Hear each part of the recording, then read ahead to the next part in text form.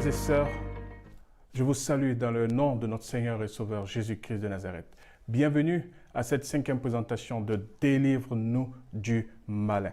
La prière que nous a enseignée notre Seigneur Jésus-Christ en privé à ses disciples et sous-entendu que ses disciples doivent répéter régulièrement parce que cette prière est complète et contient aucun mot inutile, dit l'Esprit de prophétie. Gloire à Dieu pour toutes ces expériences que nous avons vécues avec ces 7 requêtes dans la prière que le Seigneur nous a enseignées. Nous avons vu dans la 4e présentation les sources insoupçonnées, les sources inconscientes, mais qui sont des sources d'exposition au mauvais esprit, des sources d'exposition aux démons, des sources même pour être sous l'emprise des démons, et surtout pour nos enfants, pour les jeunes qui aujourd'hui sont accros aux médias, sont accros aux jeux. Et aujourd'hui, beaucoup de symboles exotériques, de symboles occultes, de symboles mystiques sont de façon subtile dissimulés dans ces images, de façon subliminale. Et beaucoup de jeunes gens sont exposés. Et malheureusement, certains ont ainsi des influences jusqu'à même des contrôles et des démonisations très avancées. Aujourd'hui, nous allons terminer avec ces sources inconscientes, ces sources insoupçonnées.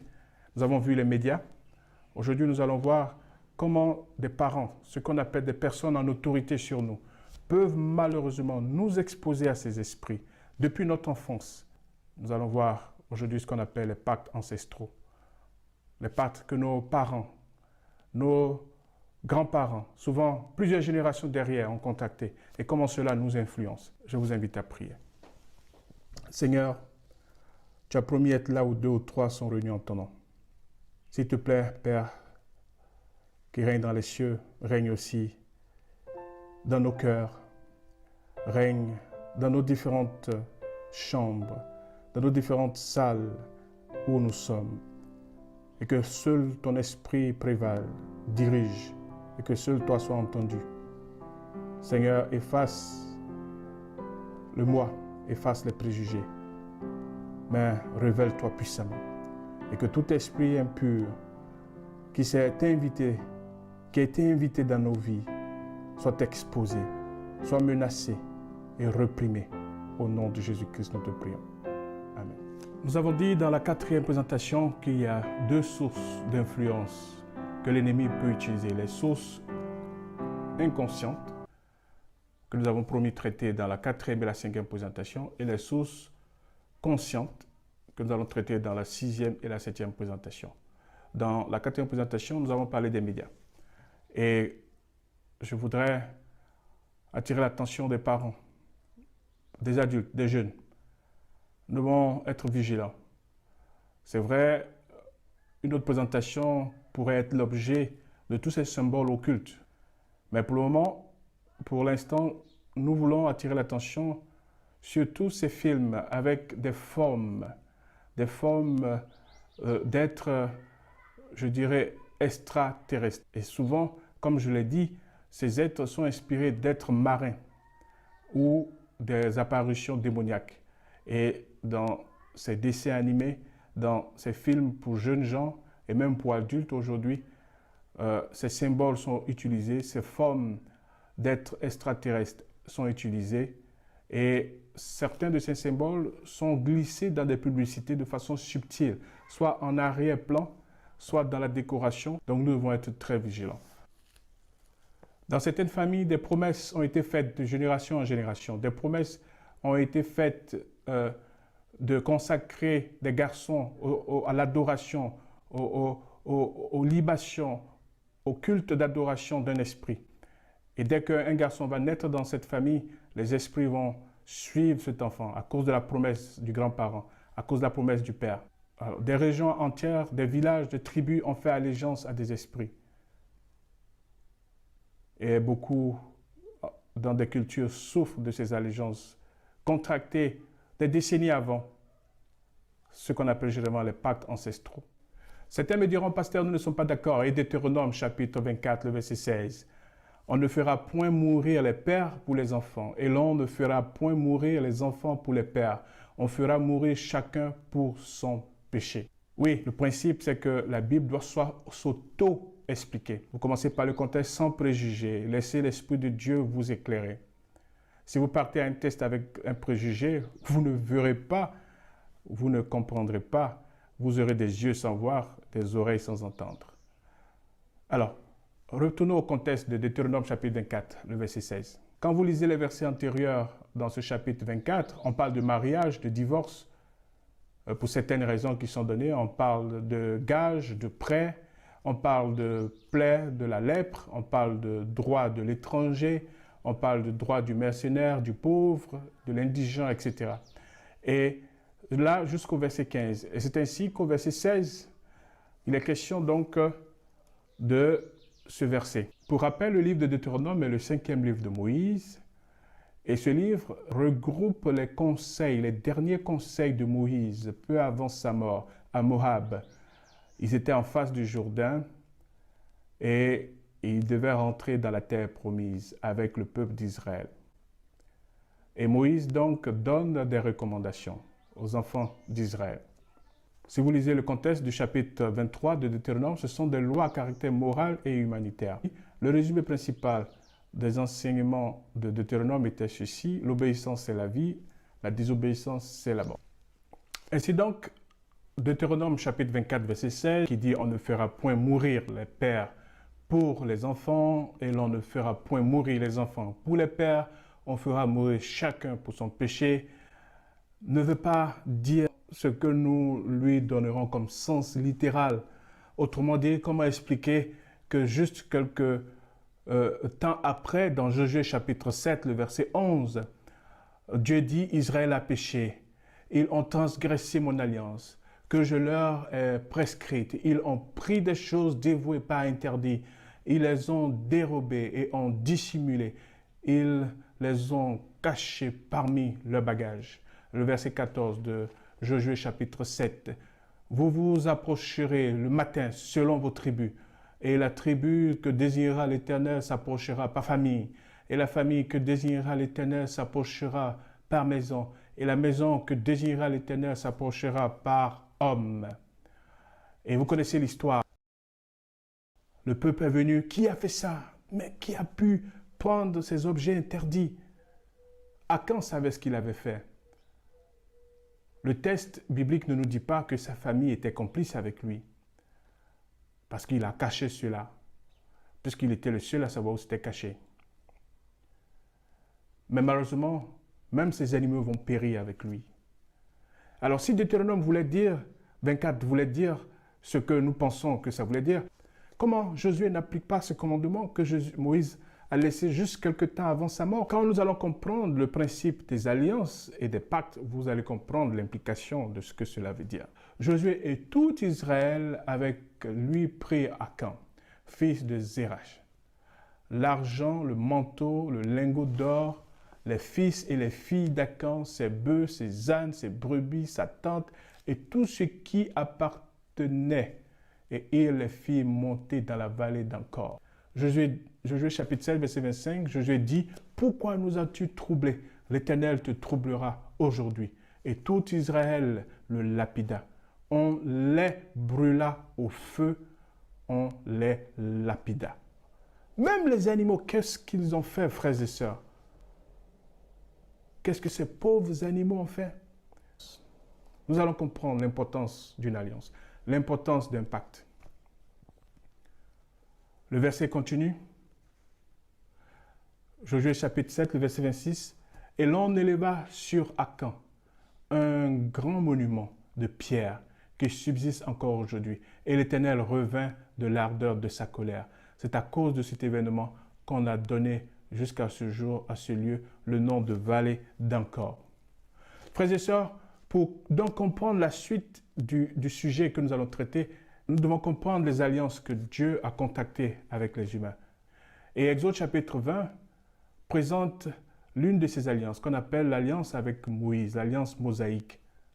Mais avant l'alliance mosaïque, il y a l'alliance abrahamique. Et avant l'alliance abrahamique, il y a l'alliance noachique. Et avant l'alliance noachique, il y a l'alliance adamique.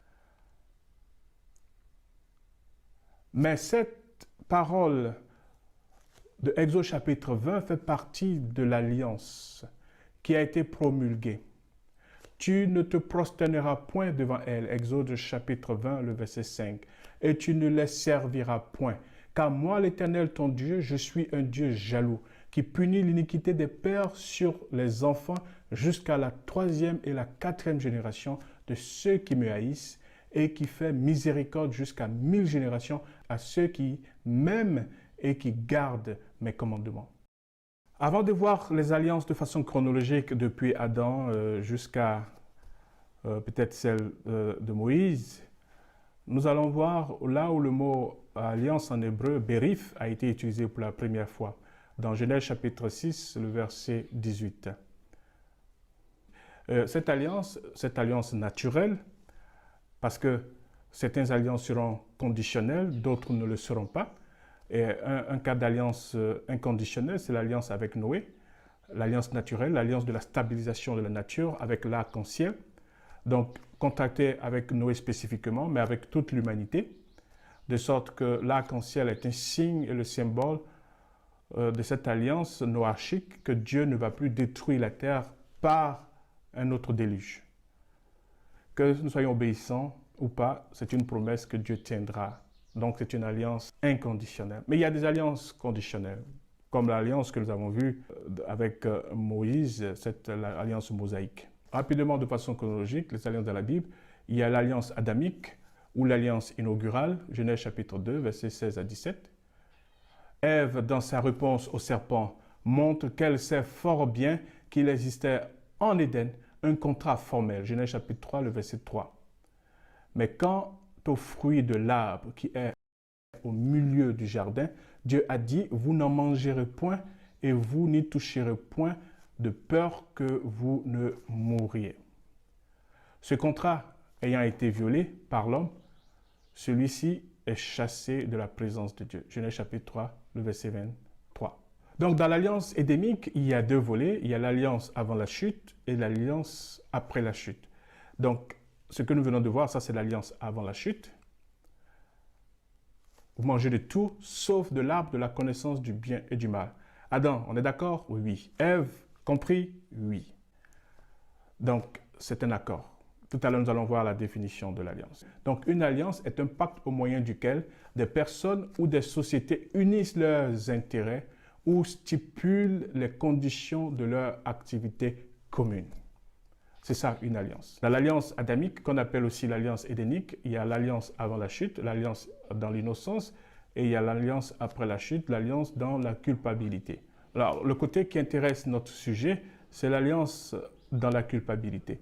Le côté donc de l'alliance adamique, des deux aspects de l'alliance édénique, c'est le côté qui concerne l'alliance dans la culpabilité, c'est-à-dire l'accord dans la culpabilité. L'accord entre Dieu, Adam et Ève. Et même cet accord a impliqué le serpent, parce que le serpent a été aussi maudit. Donc c'est un accord de malédiction. Il dit d'abord au serpent, puisque tu as fait cela, tu seras maudit entre tout le bétail et entre tous les animaux des champs. Tu marcheras sur ton ventre et tu mangeras de la poussière tous les jours de ta vie. Il y a beaucoup de spéculations sur les conséquences de ce que Dieu a dit sur l'espèce de ce reptile. Je ne veux pas rentrer dans cette polémique. Certains disent qu'avant, le serpent marchait sur des pattes. Maintenant, la malédiction lui a coupé ses pattes. Il y a eu des découvertes dans les recherches archéologiques qui atteignent cela, etc., etc. Ce qui est sûr, le serpent a été maudit. La femme a été maudite. J'augmenterai la souffrance de tes grossesses. Tu enfanteras avec douleur et tes désirs se porteront vers ton mari, mais il dominera sur toi. Nos chères sœurs qui souffrent aujourd'hui, qu'est-ce qu'elles ont fait pour être les victimes de cette douleur de l'enfantement? Parce qu'elles sont femmes. La malédiction a continué et continue jusqu'à aujourd'hui. Malgré les efforts de certaines femmes de faire des accouchements sans douleur, toutes sortes de techniques, il y a toujours cette sensation de malaise que la femme sentira dans l'accouchement. L'homme aussi a été maudit. Genèse chapitre 3, le verset 17. puisque tu as écouté la voix de ta femme et que tu as mangé de l'arbre au sujet duquel je t'avais donné cet ordre, tu n'en mangeras point, le sol sera maudit à cause de toi. C'est à force de peine que tu en tireras ta nourriture tous les jours de ta vie. Il te produira des épines et des ronces, et tu mangeras de l'herbe des champs. Donc, de façon chronologique, après l'alliance adamique, c'est l'alliance noachique, mais que nous avons déjà vu. Après l'alliance donc noachique, c'est l'alliance abrahamique. Cette alliance abrahamique qui se constate dans une cérémonie symbolique très impressionnante. Une cérémonie empruntée à des pratiques païennes. Le texte nous dit dans Genèse chapitre 15, le verset 9 à 7, « Et l'Éternel lui dit, prends une génisse de 3 ans, une chèvre de 3 ans, un bélier de 3 ans, une tourterelle et une jeune colombe. » Abraham prit tous ces animaux, les coupa par le milieu et mit chaque morceau les uns vis-à-vis de l'autre. Mais il ne partagea point les oiseaux. Verset 11, les oiseaux de proie s'abattirent sur les cadavres et Abraham les chassa. Au coucher du soleil, un profond sommeil tomba sur Abraham. Et voici une frayeur et une grande obscurité vinrent l'assaillir. Verset 13, et l'Éternel dit à Abraham, sache que tes descendants seront étrangers dans un pays qui ne sera point à eux. Ils y seront asservis et on les opprimera pendant 400 ans. Mais je jugerai la nation à laquelle ils seront asservis et ils sortiront ensuite avec de grandes richesses. Verset 15, toi tu iras en paix vers tes pères, tu seras enterré après une heureuse vieillesse. À la 4e génération, ils reviendront ici, car l'iniquité des Amoréens n'est pas encore à son comble. Quand le soleil fut couché, il y eut une obscurité profonde, et voici ce fut une fournaise fumante, et des flammes passèrent entre les animaux partagés. En ce jour-là, l'Éternel fit alliance avec Abraham et dit, « Je donne ce pays à ta postérité, depuis le fleuve d'Égypte jusqu'au grand fleuve, au fleuve d'Euphrate, le pays des Kéniens, des Kénésiens, des Cadmoniens, des Hétiens, des Phrénésiens, des Réphim, des Amoréens, des Cananéens, des Girasiens et des Jébusiens. » Donc voilà comment Dieu scelle l'alliance avec Abraham, cette alliance qui va se transmettre à Isaac, à Jacob, en passant comme un feu dans des carcasses d'animaux, un rituel païen que Dieu a racheté. Donc ça, c'était l'alliance avec Abraham. Il y a l'alliance que nous avons déjà vue avec Moïse, l'alliance mosaïque. Après, il y a eu l'alliance davidique, 2 Samuel chapitre 7, le verset 8 à 10, qui a amplifié l'aspect lié à la descendance de l'alliance abrahamique. Ce qui nous intéresse dans l'alliance que Dieu contracte avec Abraham, c'est les 3 éléments qui apparaissent, que Satan va aussi utiliser dans ses alliances. Et c'est pourquoi très souvent je parle de la symétrie diabolique. Donc Dieu fait un rituel, Dieu fait un serment et Abraham fait un autel. Donc le rituel, le serment et l'autel. Et si vous voulez briser des pactes ancestraux, vous devez chercher ces 3 choses. Le rituel, le serment et quels sont les autels. Le serment, c'est du verset 13 au verset 15. Et l'Éternel dit à Abraham, « Sache que tes descendants seront étrangers dans un pays qui ne sera point à eux. Ils y seront asservis et on les opprimera pendant 400 ans. » Déjà, Abraham n'a même pas encore une progéniture et Dieu lui dit, « Tes descendants seront esclaves pendant 400 ans. » C'est étrange ça. Qu'est-ce que toutes ces vies qui vont venir des années après ont fait pour pouvoir aller en servitude pendant 400 ans? Alors c'est un pacte. Dieu étant omniscient, il met dans les clauses de ce pacte ce qu'il sait qui va arriver. Donc il fait le serment, voilà ce qui va arriver. Mais, verset 14, « Je jugerai la nation à laquelle ils seront asservis, et ils sortiront ensuite avec de grandes richesses. Toute chose concourt au bien de ceux qui aiment Dieu, frères et sœurs. Quel que soit ce que vos parents ont fait, Dieu peut changer le cours de l'histoire. Certains ont été vendus comme esclaves. Ils sont partis de l'esclavage à l'élévation. Ils sont partis de la prison à la primature. C'est pourquoi Romains nous dit « Toute chose concourt au bien de ceux qui aiment Dieu ». Donc, Dieu va faire en sorte que cette servitude qui serait due aux actions qu'ils ont posées contribue à un objectif précis. Et Dieu promet à Abraham, verset 15, « Toi, tu iras en paix vers tes pères, tu seras enterré après une heureuse vieillesse. » Donc voilà le serment. Et Dieu continue, à la 4e génération, ils reviendront ici. C'est-à-dire là où toi et moi sommes en train de faire ce pacte. À la 4e génération, ils reviendront ici. Car l'iniquité des Amoréens n'est pas encore à son comble. Donc, ils reviendront pour détruire les Amoréens. Oh, gloire à Dieu. Après le rituel, après le serment, c'est l'autel. C'est vrai, dans cette description de l'alliance dans Genèse chapitre 15, il n'est pas mentionné qu'Abraham ait dressé un autel. Mais quand vous lisez déjà le chapitre 12, le verset 7, l'Éternel apparut à Abraham et dit « Je donnerai ce pays à ta postérité. » Et Abraham bâtit là un autel à l'Éternel qui lui était apparu. Quand vous lisez aussi dans le chapitre 13, le verset 4, au lieu où était l'autel qu'il avait fait précédemment, et là, Abraham invoqua le nom de l'Éternel. Donc, c'est sous-entendu que Abraham est parti déjà là où il y avait l'autel.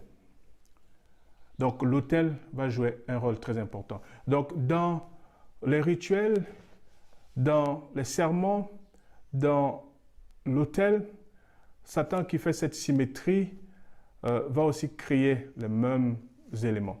Son rituel, son serment et son autel.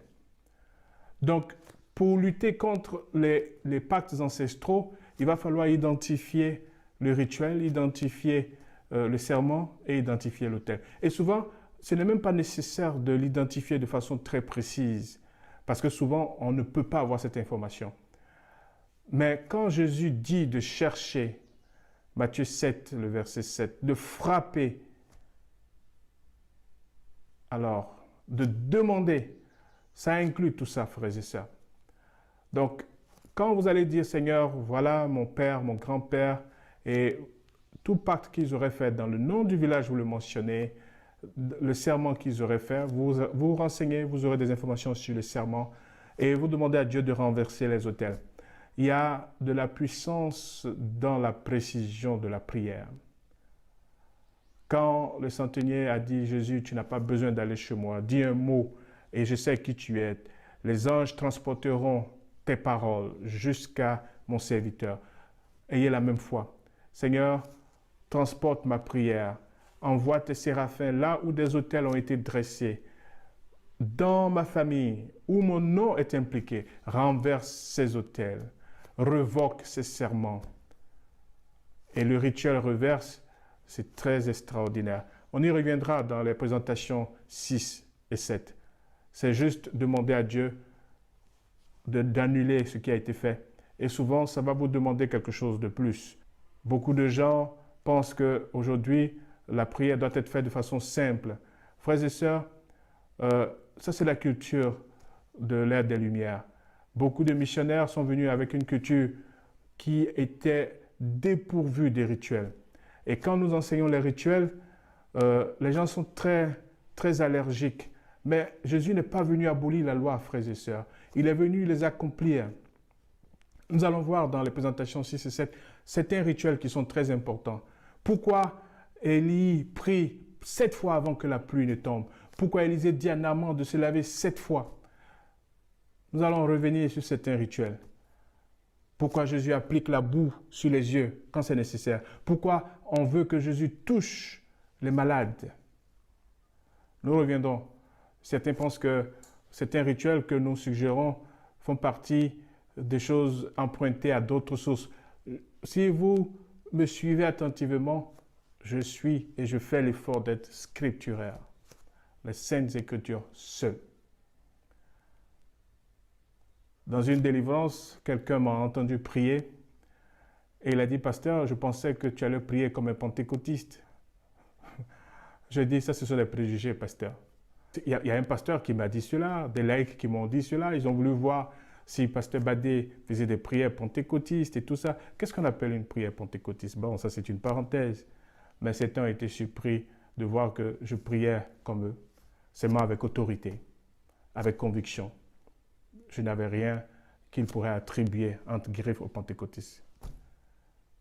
Mais le mot pentecôtisme est biblique. C'est comme le mot secte. Certains voient le mot secte comme socialement dangereux à cause du contexte social, des nouveaux éléments qui sont associés dans la définition du mot secte aujourd'hui. À part ça, le mot secte est biblique. Quand Christ a commencé son ministère, on l'a dit la secte du Nazaréen, Actes chapitre 24. Donc le mot Pentecôte est biblique, frères et sœurs. Nous devons avoir une Pentecôte authentique.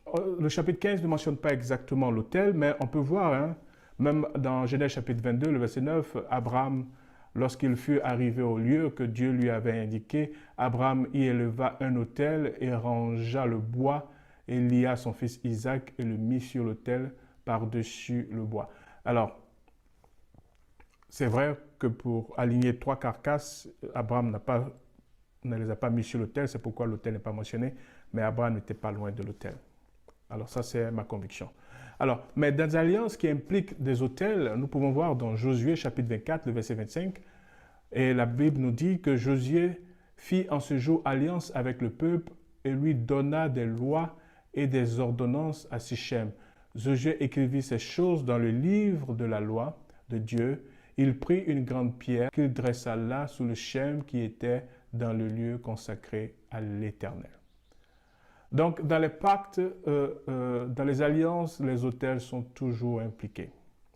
Et c'est ces choses qu'il faut rechercher quand vous priez pour briser les liens ancestraux, les pactes ancestraux.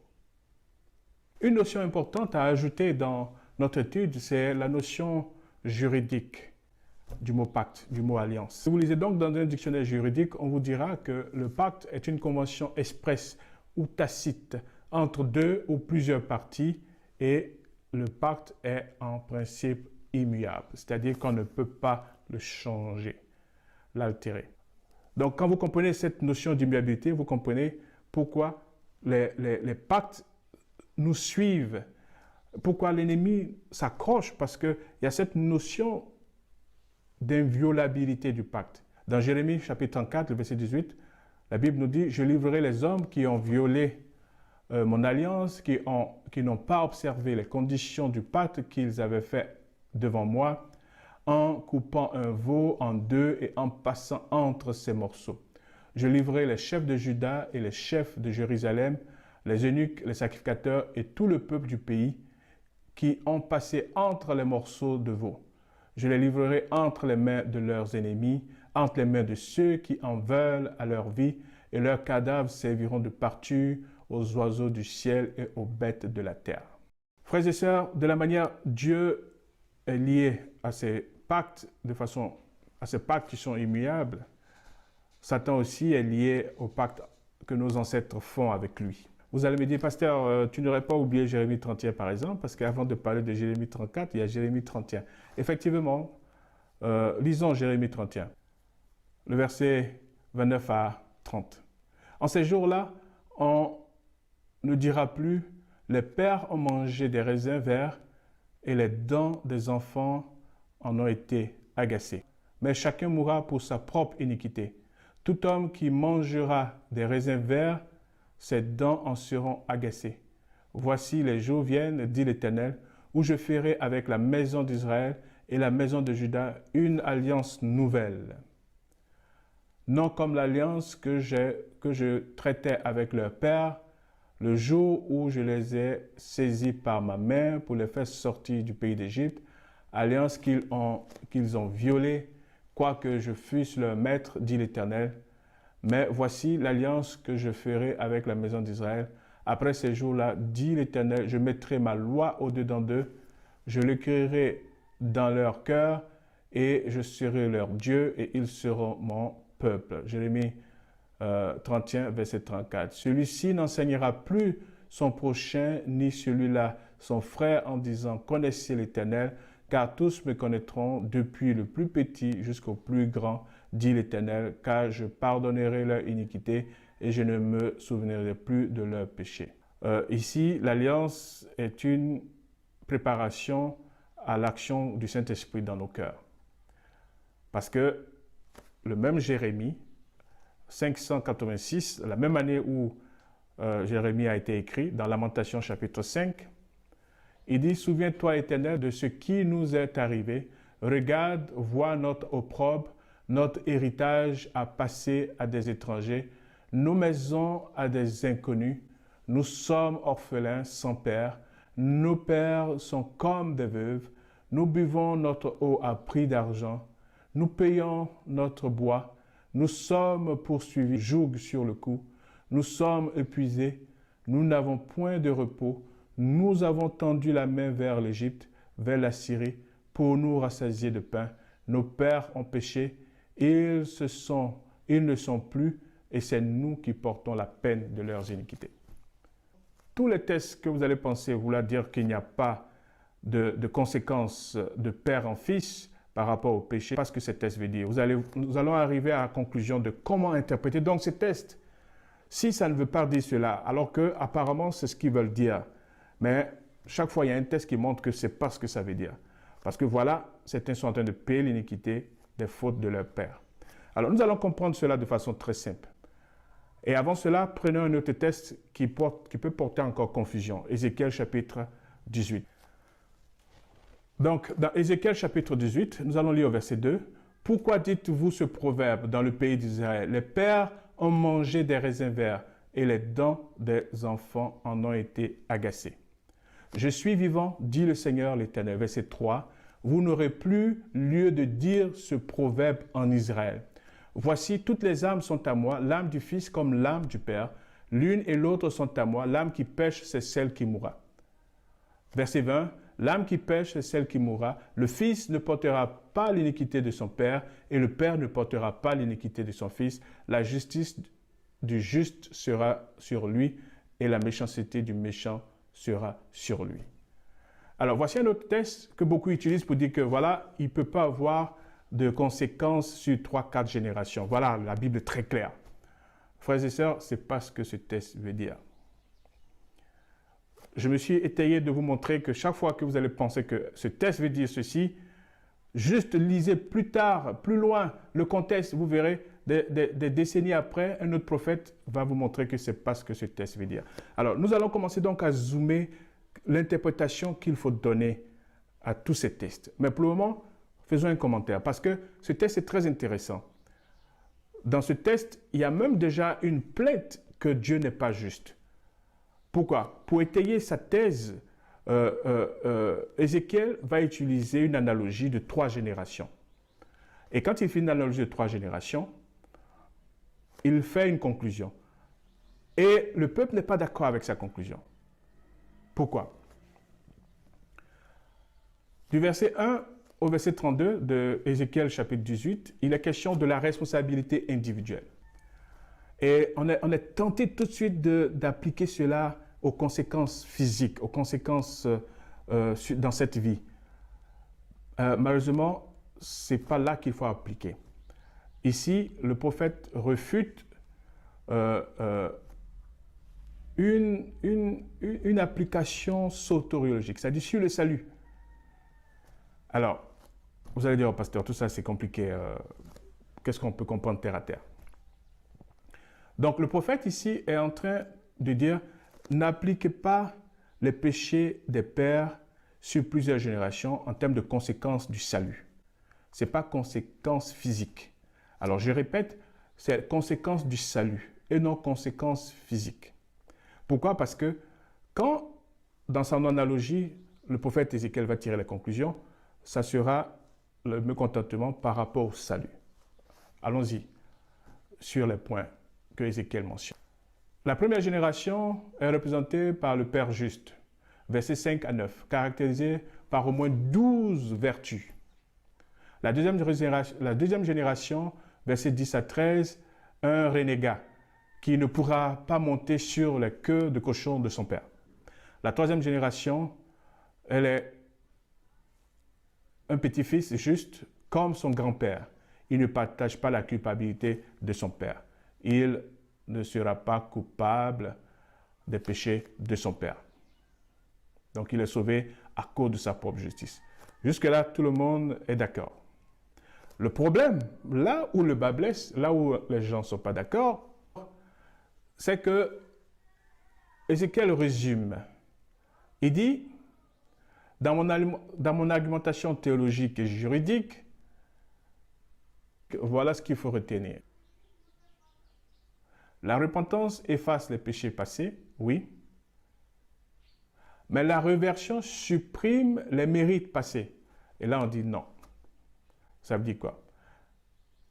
Les gens disent là, Dieu est juste, Dieu est injuste. La Bible nous dit dans Ézéchiel chapitre 18, verset 24, « Si le juste se détourne de sa justice et commet l'iniquité, s'il imite toutes les abominations du méchant, vivra-t-il? Toute sa justice sera oubliée parce qu'il s'est livré à l'iniquité et au péché. À cause de cela, il mourra. » Pas forcément physiquement. Il mourra physiquement, oui, mais il mourra spirituellement. L'âme qui pêche, c'est celle qui mourra. Et nous utilisons ce texte d'Ézéchiel pour parler de la mortalité de l'âme et non de l'immortalité de l'âme. L'âme qui pêche, c'est celle qui mourra spirituellement. Alors, quelle interprétation donc nous devons faire vis-à-vis de tous ces textes? Alors, frères et sœurs, ce qu'il faut retenir, c'est que ce ne sont pas les conséquences physiques qui sont visées dans ces textes, mais les conséquences spirituelles. Parce que nous avons vu chaque fois qu'un texte disait que les enfants ne vont pas souffrir des conséquences des pères, il y a un autre texte biblique qui venait apparemment nous dire que ce n'est pas ce que ce texte voulait dire. Parce que les conséquences physiques continuaient et Dieu continuait à tenir responsable plusieurs générations innocentes pour des erreurs, pour les erreurs de leurs ancêtres, de leurs parents. Agée chapitre 1, le verset 2 à 4. « Ainsi parle l'Éternel des armées, ce peuple dit, le temps n'est pas venu, le temps de rebâtir la maison de l'Éternel. C'est pourquoi la parole de l'Éternel leur fut adressée par Zachée, le prophète, en ces mots. Est-ce le temps pour vous d'habiter vos demeures lambrisées quand cette maison est détruite? » Verset 8. « Montez sur la montagne, apportez du bois et bâtissez la maison. » Le verset 11. « Parce qu'ils n'ont pas construit cette maison, voilà ce que Dieu dit.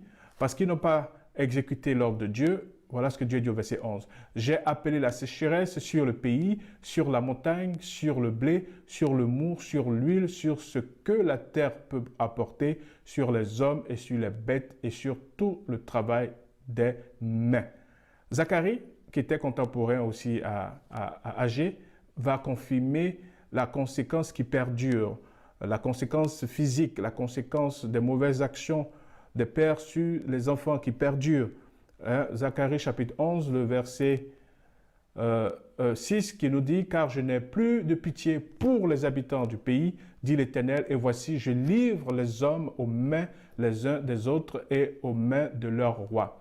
Ils ravageront le pays et je ne délivrerai pas de leurs mains. » Et ce texte allégorique de Zacharie a des leçons intéressantes que je voudrais partager avec vous. Premièrement, dans le verset 9, Dieu dit « Je ne vous paîtrai plus, que celle qui va mourir meure, que celle qui va périr périsse, et que celles qui restent se dévorent les unes les autres. Je pris ma roulette grasse et je la brisai pour rompre mon alliance que j'avais traitée avec tous les peuples. Elle fut rompue ce jour-là, et les malheureuses brebis qui prirent garde à moi, reconnurent ainsi que c'était la parole de l'Éternel. » Donc la leçon de l'enseignement de Zacharie, c'est que lorsque les gens rejettent les dirigeants choisis par Dieu, ils obtiennent ils obtiennent le type de dirigeant qu'ils méritent. C'est pourquoi 2 Thessaloniciens 2, verset 11 nous met en garde. Ainsi Dieu leur envoie une puissance d'égarement pour qu'ils croient aux mensonges. Et je vous dis, cette puissance d'égarement est déjà à l'œuvre parmi nous. 274 enfants sont morts parmi les 914 morts le 28 novembre 1978 dans le suicide collectif du groupe religieux ou secte du Temple du Peuple à Johanneston, en Guyane.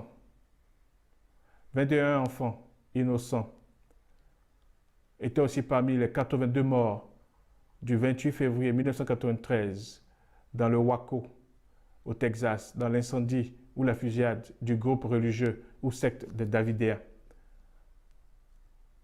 David Koresh, qui avait développé une théologie de la féminité du Saint-Esprit, avait convaincu ses adeptes, parmi lesquels il y avait des avocats, des juges, des médecins, des personnes instruites. Il les avait convaincus de lui donner leurs enfants, leurs jeunes filles comme épouses. Et je vous dis, ces jeunes adolescentes ont payé des abus de Koresh, les erreurs religieuses, les mauvais choix religieux de leurs parents. Que dirons-nous donc des maladies héréditaires? Oui, nous les acceptons parce que c'est scientifique. Parce que nous sommes plus enclins au dualisme cartésien à cause de l'influence de l'ère des Lumières. Nous acceptons que notre corps, qui est le temple du Saint-Esprit, puisse aussi avoir des maladies héréditaires comme la mucoviscidose, comme le daltonisme, comme la drépanocytose, comme l'hémophilie. Nous qui sommes pasteurs, qui conseillons des couples pour le mariage, nous leur disons de faire des tests de génotype. Et nous n'encourageons pas des gens qui ont des génotypes SS à se marier parce que leurs enfants vont souffrir des erreurs de leur choix de mariage. Certaines maladies héréditaires comme la maladie de Huntington ont des conséquences drastiques. Et là, les chrétiens ne voient pas pourquoi des enfants souffrent des conséquences ou des erreurs médicales de leurs parents. Alors donc, nous acceptons la science que les enfants peuvent payer ou bien souffrir les conséquences de maladies héréditaires ou bien souvent de mauvais choix de compatibilité de leurs parents, et quand c'est dans le domaine religieux, on ne l'accepte pas. Ça, c'est la preuve de l'influence de l'ère des Lumières. Et nous allons adresser cela dans la 6e et la 7e présentation. Donc, si vous êtes sous influence démoniaque à cause d'un pacte ancestral, à cause des choix de vos parents, c'est possible. Parce que ce qui est pris en compte dans votre conversion, c'est votre salut. Alors, donc, ce sont les conséquences spirituelles qui sont en cause ici, qui ne sont pas répercutables, qui ne sont pas transférables. Ce sont les conséquences spirituelles qui ne sont pas répercutées, qui ne sont pas transférées, mais les conséquences physiques, oui. C'est un autre domaine qu'il faut évoquer pour adresser ces conséquences physiques. Un de nos grands théologiens a dit « Les enfants subissent souvent les conséquences des actes répréhensibles de leurs parents, mais ils ne sont pas punis pour la culpabilité des parents. » Ça, c'était Nicole, déjà dans le commentaire biblique des Adventistes du 7e jour, publié en 1980. Ellen White donc confirme cette position et même l'étaye quand elle dit que les enfants portent inévitablement les conséquences de l'inconduite paternelle ou maternelle, mais ils ne sont punis pour les péchés de leurs parents que s'ils participent. Il arrive néanmoins que les enfants suivent leurs traces et participent ainsi à leurs péchés, tant par hérédité que par l'exemple reçu. Les mauvaises tendances, les appétits pervertis, les manœuvres, les mœurs relâchées, aussi bien que les maladies et la dégénérescence physique se transmettent comme un legs fatal, de père en fils jusqu'à la 3e et à la 4e génération. Ce fait redoutable devait inspirer aux hommes une crainte salutaire et les éloigner de la voie du péché. Donc, Ellen White dit clairement que les conséquences des maladies héréditaires qui peuvent être liées au mauvais choix, si deux SS décident de se marier, les enfants risquent de ne même pas atteindre 15-20 ans. Ça ne sera pas la faute aux enfants, ça sera la faute aux parents. Ça sera une souffrance physique que les parents auraient malheureusement infligée à leurs enfants. Ça confirme que ce ne sont pas les conséquences physiques que tous ces prophètes ont dit qui ne seraient pas transmis de père en fils, mais la culpabilité spirituelle. Donc ce point est très clair et Ellen White confirme que les Juifs pensaient généralement que le péché est puni dès la vie présente. Toute souffrance était considérée comme la punition de quelque méfait, soit de l'affligé, soit de ses parents. Il est vrai que toute souffrance est la conséquence de la transgression de la loi divine, mais cette vérité a été pervertie. Satan, l'auteur du péché et de ses résultats, a fait croire aux hommes que la maladie et la mort procèdent de Dieu et constituent une punition affligée arbitrairement à raison du péché. D'où il s'ensuivait que quelqu'un qui était frappé par quelques grandes afflictions ou calamités était regardé comme un grand pécheur, ce qui ajoutait à son malheur. Jésus-Christ, 435 ou 469. Frères et sœurs, la souffrance est infligée par Satan, mais elle est écartée par Dieu à des fins de miséricorde. Je prie que Dieu aide tous ceux qui souffrent de pactes ancestraux à voir leur souffrance écartée parce que Jésus nous a donné le pouvoir de marcher sur ces serpents et ces scorpions. Il nous a donné le pouvoir de briser ces liens au nom de Jésus-Christ de Nazareth. Nous répétons, frères et sœurs, ce sont les conséquences spirituelles qui ne sont pas transmissibles de père en fils. Mais les conséquences physiques, nous devons les affronter. Et nous pouvons les alléger. Nous pouvons même les annuler. Parce que Jésus nous a donné le pouvoir. Mais il faut d'abord le reconnaître. Il faut d'abord l'identifier. Dans la Nouvelle Alliance, selon 1 Corinthiens chapitre 15, versets 45 à 47, le premier homme, Adam, devint une âme vivante. Le dernier Adam est devenu un esprit vivifiant. Mais ce qui est spirituel n'est pas le premier, c'est ce qui est animal. Ce qui est spirituel vient ensuite. Le premier homme tiré de la terre est terrestre. Le second homme est du ciel. Tel est le terrestre, tels sont aussi les terrestres, et tel est le céleste, tels sont aussi les célestes. Et de même que nous avons porté l'image du terrestre, nous porterons aussi l'image du céleste. Alléluia. Frères et sœurs, il est possible de révoquer ces serments. Il est possible de faire des rituels reverses. Il est possible de renverser ces autels qui sont encore en train de se liguer contre nous. Il est possible, frères et sœurs. C'est pourquoi nous avons dit dans la troisième présentation, nous devons faire attention aux tests de Paul. Certains les brandissent trop vite comme des tests prescriptifs. Si vous prenez Paul, les écrits de Paul pour en faire une théologie particulière, vous allez vous heurter à beaucoup de contradictions. Chaque texte de Paul doit être pris dans son contexte et doit être mis en ligne avec tous les autres textes scripturaires sur le même sujet.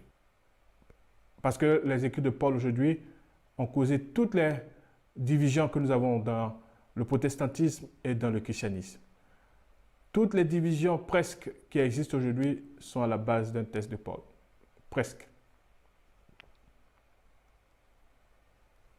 Il dit par exemple dans 2 Corinthiens chapitre 5, verset 17 que nous avons vu dans la présentation 3, « Si quelqu'un est en Christ, il est une nouvelle créature, les choses anciennes sont passées, voici toutes choses sont devenues nouvelles. »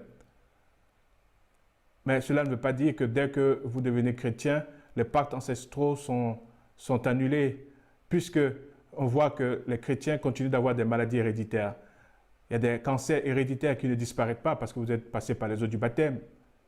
Mais ils peuvent passer si vous le demandez avant de rentrer dans les eaux du baptême. Un cancer héréditaire ne disparaîtra pas parce que vous avez pris la Sainte Seine. Mais il peut disparaître si vous demandez à toucher Jésus par la foi à travers la Sainte Seine.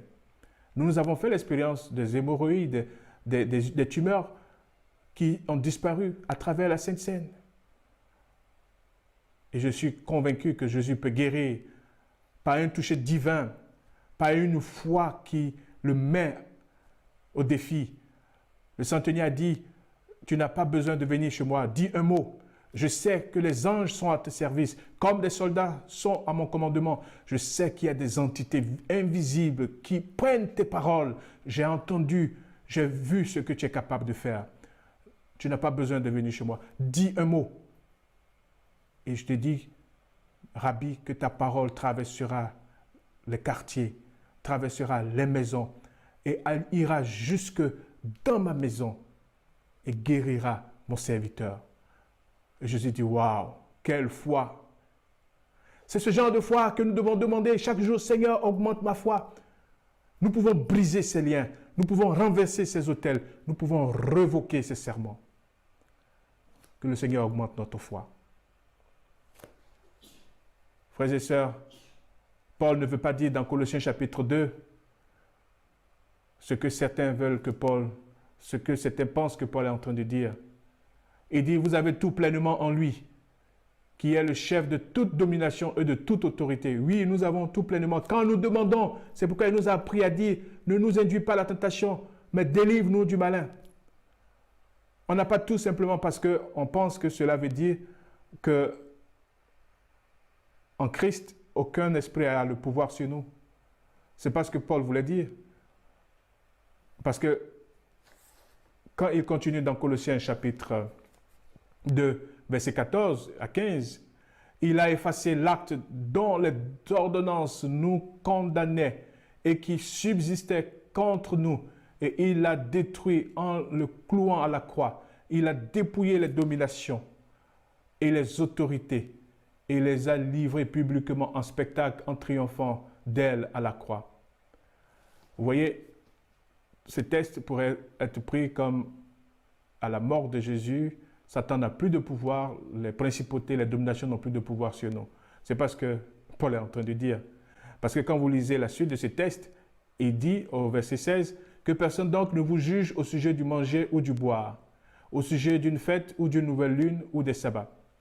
Et nous qui faisons des études, parce que les gens nous accusent d'être sous la loi, nous disons, écoutez, ne prenez pas les textes de Paul, parce que ne prenez pas à tort le texte de Paul, parce que c'est pas ce que Paul voulait dire.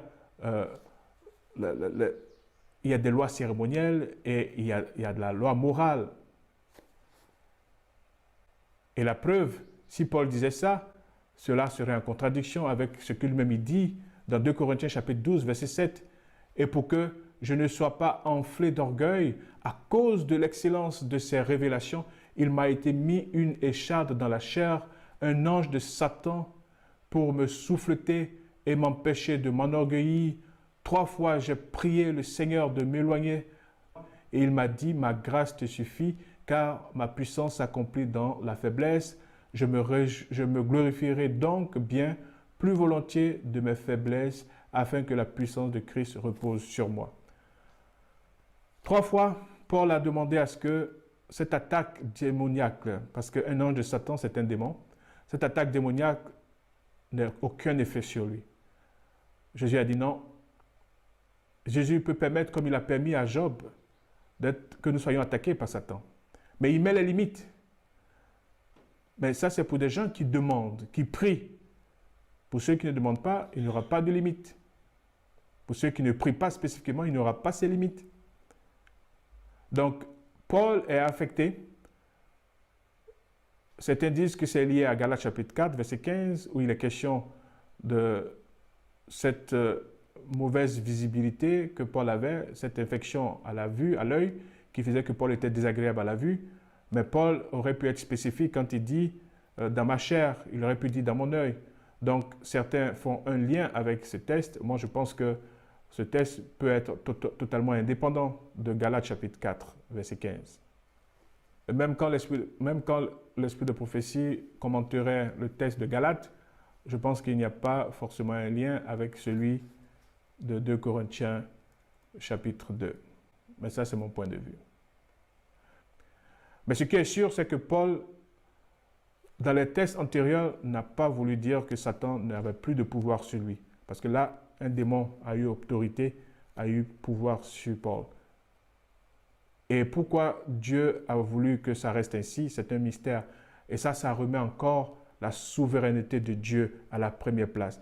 Que ton règne vienne. Et c'est ce que Jésus nous a enseigné. Frères et sœurs, alors, revenons à ce texte de Pierre. Puisque nous le citons souvent, je vais le citer encore aujourd'hui. De Pierre chapitre 3, verset 15. Croyez que la patience de notre Seigneur est votre salut. Comme notre bien-aimé frère Paul vous l'a aussi écrit, selon la sagesse qui lui a été donnée. C'est ce qu'il fait dans toutes les lettres où il parle de ces choses, dans lesquelles il y a des points difficiles à comprendre, dont les personnes ignorantes et mal affermies tordent le sens comme celui des autres Écritures pour leur propre ruine. Frères et sœurs, j'étudie ces choses depuis 5 ans dans ma thèse. Je pratique la délivrance depuis 25 ans. Dans les présentations 6 et 7, je reviendrai sur certains rituels.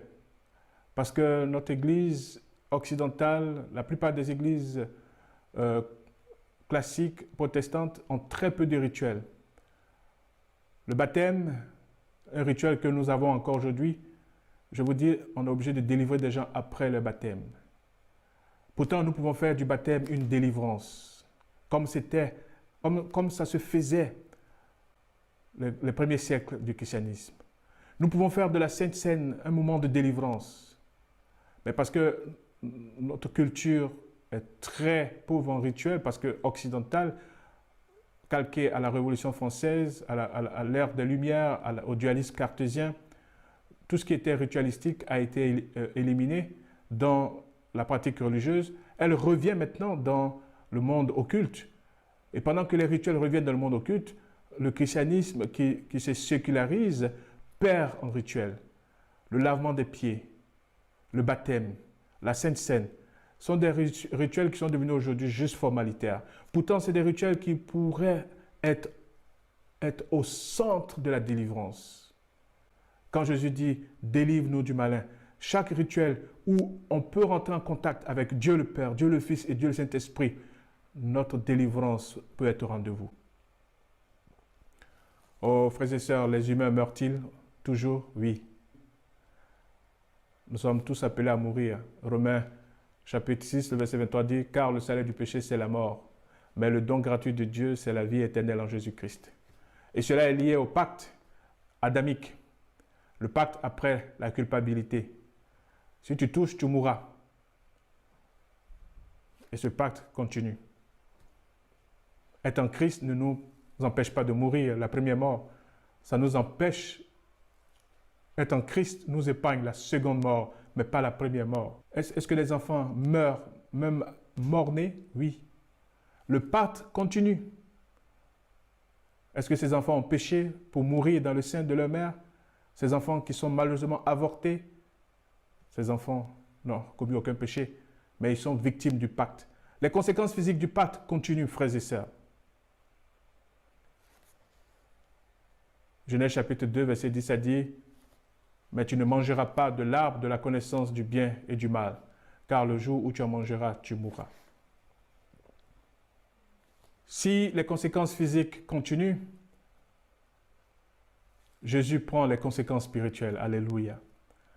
Donc tout ce que les prophètes voulaient dire, que ce soit Ézéchiel, que ce soit Jérémie, il parlait des conséquences spirituelles. Ésaïe 53 nous dit « Mais il a été blessé pour nos péchés, brisé pour nos iniquités. Le châtiment qui donne la paix est tombé sur lui, et c'est par ses meurtrissures que nous sommes guéris. » Luc chapitre 22, verset 20 nous dit « Il prit la coupe après avoir soupé, et la leur donnant, disant, il prit la coupe, il prit de même la coupe après le souper, et la leur donna en disant, cette coupe est la nouvelle alliance en mon sang qui est répandue pour vous. » Luc confirme ce que Ésaïe a dit, et Hébreux 8 confirme ce que Ésaïe a dit.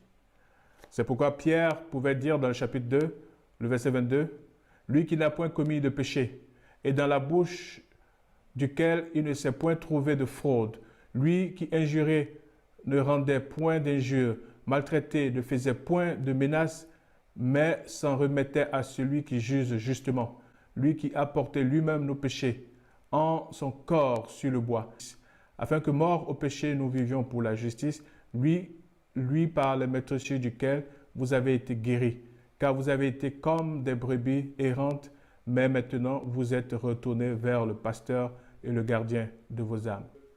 Oui, frères et sœurs, ce que nous avons vu de façon scripturaire se résume à ceci. Les alliances, bien que certaines peuvent être conditionnelles, d'autres inconditionnelles, les alliances des pactes qui impliquent la divinité sont immuables. Alors, qu'est-ce qu'il faut faire devant un pacte immuable, c'est-à-dire un pacte qui est perpétuel?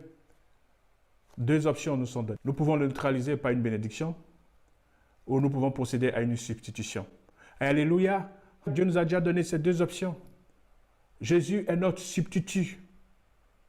Donc, cette solution est déjà là. Il faut juste croire et il faut juste la demander. Demander cette substitution. Nous devons juste réclamer cette substitution en impliquant le rituel, en impliquant le serment et en impliquant les autels. Quand Jésus est rentré dans le temple, il a renversé les autels. Il a renversé les tables des commerçants. Nous devons demander à Jésus de renverser ces autels, de révoquer ces serments dans notre vie. Et cela n'est possible que si nous citons les personnes impliquées. Nous verrons cela en détail dans la 6e et la 7e présentation. Pourquoi nous parlons de immuabilité? Parce que Ésaïe 55, verset 10 nous dit que comme la pluie et la neige descendent des cieux et n'y retournent pas sans avoir arrosé, fécondé la terre et fait germer les plantes, sans avoir donné de la semence au semeur et du pain à celui qui y mange, ainsi en est-il de ma parole qui sort de ma bouche. Elle ne retourne point à moi sans effet, sans avoir exécuté ma volonté et accompli mes desseins. Frères et sœurs, Satan réclame cette même immuabilité. Les promesses qui ont été faites dans le passé, Satan veut que ces promesses continuent à avoir des effets. Sauf si nous les neutralisons, sauf si nous demandons le substitut. Déjà, des gens ont essayé dans l'Ancien Testament à faire ces substitutions. Nos enseignements doivent être scripturaires en ayant des piliers dans toutes les 5 Écritures. Déjà, dans l'Ancien Testament, des gens ont commencé cette notion de substitution. Rebecca, dans Genèse 27, verset 13, dit à son fils Jacob, « Que cette malédiction, mon fils, retombe sur moi. Écoute seulement ma voix et va me les prendre. » Je n'aurai pas le temps de vous expliquer le contexte de cette malédiction dont parle Rebecca. C'est la même chose pour David dans 2 Samuel chapitre 3, le verset 28. David dit, « Je suis à jamais innocent devant l'Éternel du sang d'Abner, fils de Ner, et mon royaume l'est aussi.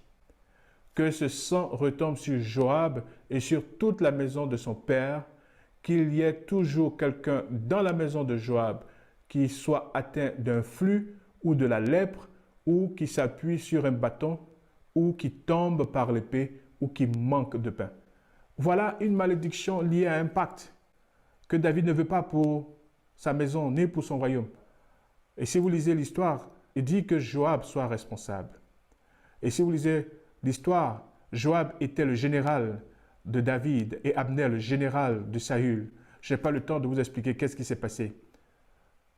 Mais David dit que cette malédiction qui va venir, cet impact, ça viendra sûrement tôt ou tard que ça aille sur Joab et pas sur ma maison. Dans Galates 3, la substitution qui nous concerne, qui nous donne la joie, nous est relatée. Christ nous a rachetés de la malédiction de la loi, étant devenu malédiction pour nous, car il est écrit, maudit est quiconque est pendu au bois. Deutéronome 21, verset 23. Frères et sœurs, pour terminer par la prière, sachez que des autels sont impliqués dans des pactes. Des serments sont impliqués dans des pactes. Des rituels sont impliqués dans des pactes. Je parle souvent de rituels revêches. certains veulent savoir ce que cela veut dire. Nous verrons cela dans les dernières présentations. Nous verrons comment renverser ces autels, comment révoquer ces serments, comment annuler ces rituels, comment refaire ces rituels. Frères et sœurs, le baptême est un rituel. Vous pouvez refaire un rituel en refaisant un baptême, en prenant une sainte scène, en mettant un sens dans un nouveau rituel qui va annuler le premier. Dans un lavement de pieds, dans la sainte scène, vous pouvez révoquer un rituel. Nous avons ces rituels sur lesquels nous enseignons très peu. Je reviendrai sur d'autres enseignements, sur l'implication de ces rituels, même déjà dans le manuel de l'Église, dans ce que nous croyons. Mais nous ne mettons pas l'accent sur ces rituels. Dieu nous aide à comprendre comment révoquer ces pactes ancestraux qui revendiquent une immuabilité. Satan revendique les mêmes droits que Dieu.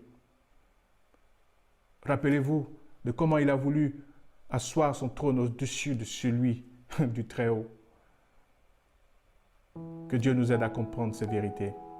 Et que ceux qui prient pour être délivrés reçoivent la délivrance. Que ceux qui cherchent à briser ces pactes aient le soutien et les ressources pour les briser au nom de Jésus-Christ de Nazareth. Prions le Seigneur.